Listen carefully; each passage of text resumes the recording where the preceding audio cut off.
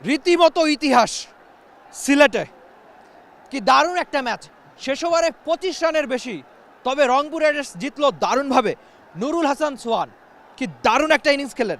এটাই কি তার টি-20 ক্যারিয়ারের সেরা ইনিংস কিনা সেটা হয়তো এই ক্যাপ্টেনই জানেন। তবে সেরা হোক বা না হোক, রংপুর রাইডার্স জিতেছে 6-6, হেক্সা মিশন কমপ্লিট রংপুরের। এমন একটা জয় তো অবশ্যই বিশেষ কিছু দলটার জন্য। তবে আজকের দিনের নায়ক কিংবা নায়কের চেয়েও বেশি নুরুল হাসান সোহান। রংপুরের 6-6 এমন দিনে দলটার সবচেয়ে বড় ক্রেডিট এই ক্যাপ্টেনেরই।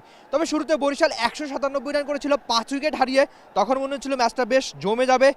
রংপুরের বোলাররা দারুণ পারফরমেন্স করছেন এবারের বিপিএলে। তবে শেখ মেহেদী 3 ওভারে একটা, মেডেন ওভারে 19 রান দিয়েছেন, ইফতিকার 2 ওভারে 23, আকিব জাভেদ 4 ওভারে 16, একটা উইকেট। তবে নাহিদ রানা আজ বেশ খরুচে ছিলেন, 4 ওভারে 47 রান তার নামের পাশে। সাইফুদ্দিন 4 ওভারে 42, একটা উইকেট। কামরুল ইসলাম রাব্বি 2টো উইকেট পেলেও তিনি ছিলেন খানিক খরুচে। তবে রংপুরের ব্যাটারদের গল্পটা একটু বেশি করতে চাই, বিশেষ করে তৌফিক খান তুষার, এই দেশি তারকা সিলেটের।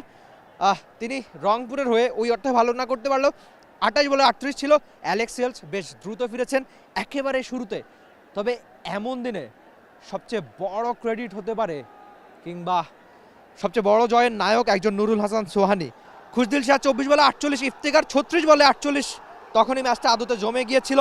তবে নুরুল হাসানের 6 বলে 26 রান, এমন একটা ইনিংসেই আদতে সবচেয়ে বড় কৃতিত্ব হতে পারে রংপুর রাইডার্সের। দলটাকে যেন থামানো দেয় এবারে টুর্নামেন্টে।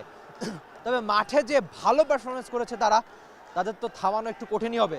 ব্যাটিংয়ে বোলিংয়ে দুই ডিপার্টমেন্টেই দারুণ পারফরমেন্স করছে রংপুরের এই দলটা। আমরা দেখেছি আগে পরে খুব ভালো ক্রিকেট খেলতে, এমনকি গ্লোবাল সুপার লিগ জয় করে বাংলাদেশে এসেছে দলটা। সেই ফর্মটা এখন পর্যন্ত ধরে রেখেছে নুরুল হাসান সোহানের দল। তবে এমন দিনে জয়ের সবচেয়ে বড় কৃতিত্ব একজন নুরুল হাসান সোহানের। ক্যাপ্টেন্স নক যাকে বলে ঠিক তাই, দারুণ করেছেন একেবারে। এমন হাসি খুশি ছবি আপনি সচরাচর দেখতে পাবেন না। তবে আজকের দিনে অবশ্যই এই ছবিগুলো একটু বেশি বিশেষ ছিল। 6-6, শেষ ওভারে 25 রানের বেশি সমীকরণ। কে থামাবে এই দলটাকে?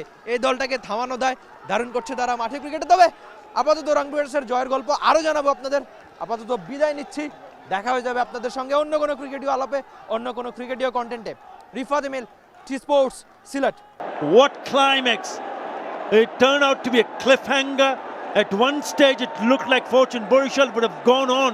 বাংলাদেশ প্রিমিয়ার লিগ 2025, 7টি দলের জমজমাট লড়াইয়ে মাতবে পুরো দেশ। দেখতে চোখ রাখুন টি স্পোর্টস নেটওয়ার্কে।